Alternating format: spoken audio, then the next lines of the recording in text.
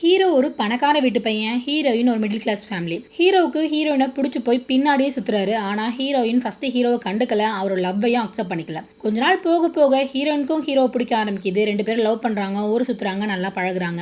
இப்படி நல்லா பழகிட்டு இருந்த பழக்கம் கடைசியில ஹீரோயினை கர்ப்பமாக்குற அளவுக்கு வந்து விட்டுருது. இதை போய் ஹீரோயின் ஹீரோ கிட்ட நான் கர்ப்பமா இருக்கேன் அப்படின்னு சொல்ல, அதுக்கு ஹீரோ அதை கலைச்சிரு, இனிமே உனக்கும் எனக்கும் எந்த சம்பந்தமும் இல்ல, நீ யாரோ நான் யாரோ அப்படின்னு சொல்லிட்டு ஹீரோயினை விட்டுட்டு போயிடுறாரு. ஹீரோயின் தன்னோட குடும்பத்திட்ட போயிட்டு இந்த மாதிரி நான் ஒருத்தரை நம்பி ஏமாந்துட்டேன், நான் கர்ப்பமா இருக்கேன் அப்படிங்கறத சொல்றாங்க.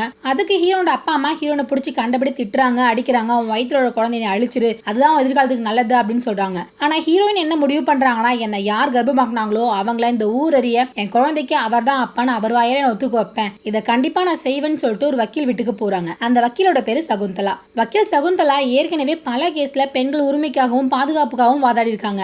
இப்போ ஹீரோயின் தன்னோட சிச்சுவேஷன் என்னங்கறத வக்கீல் சகுந்தலா சொல்லி தனக்காக வாதாடும்படி கேட்கிறாங்க. சகுந்தலாவும் இந்த கேஸை எடுத்துக்கிறாங்க. இந்த கேஸை சகுந்தலா எடுத்துக்கிறதுக்கு முக்கியமான ஒரு காரணம், அவங்களும் தன்னோட வயசுல ஒருத்தர் காதலிச்சு கர்ப்பமாயிருப்பாங்க. இப்ப அந்த குழந்தை அவங்க கிட்ட தான் வளருது. ஆனா அந்த குழந்தைக்கு நம்மள வளர்க்குறவங்க தான் நம்மளோட அம்மா அப்படிங்கிறது தெரியாது, யாரோ நம்மளை தத்தெடுத்து வளர்த்துட்டு இருக்காங்க அப்படின்னு தான் தெரியும். வக்கீல் சகுந்தலாவுக்கு இந்த நிலைமை வரதுக்கு யார் காரணம்? கோர்ட்ல ஹீரோயின் ஹீரோக்கு எதிராக போட்ட கேஸ்ல ஹீரோயின் ஜெயிச்சாங்களா இல்லையா? ஹீரோ அந்த குழந்தைக்கு தான் தான் அப்பாங்கிறத ஒத்துக்கிட்டாரா இல்லையா? அப்படி ஹீரோயின் கேஸ்ல வின் பண்ணதுக்கு அப்புறம் ஹீரோவை ஏத்துப்பாங்களா இல்லையா? இதெல்லாம் தான் அந்த படத்தோட கதை.